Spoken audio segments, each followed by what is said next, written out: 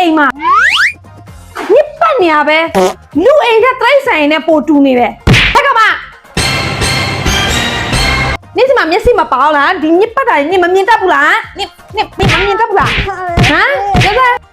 အချိန်နဲ့ဖုံးမဲ့ထိုင်ကြည့်နေတာတစ်ခါလာတဲ့ဒီဖုံးတစ်ခါလာတဲ့ဒီဖုံးဖုံးပဲကြည့်တယ်အချိန်နဲ့ကြည့်စမ်းအင်ကြီးတွေဒီမှာဝစ်လိုက်ပုံလိုက်တနေ့ကုန်အခါ10ခါလောက်လဲတယ်ပြီးအင်ကြီးကဘယ်တော့မှမကောက်ဘူးမရုပ်ဘူးအမေထားလိုက်သမီးရှင်းလိုက်မယ်ရပြီအိမ်မှာအလုပ်သမားထထားရဆိုတော့လေနေ့ဖေကအိမ်မှာအလုပ်တကောင်မလေးမင်္ဂလာဆောင်ခဲ့ဆိုတော့လေ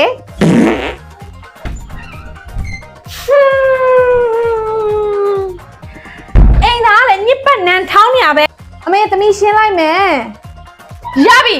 နတ်ဖန်ကလည်းအိမ်သားမှာချိပါကြမလို့ဒီမှာလည်းတော့ပါမပါကြမလို့အမေသမီးရှင်းလိုက်ပါမယ်ဆို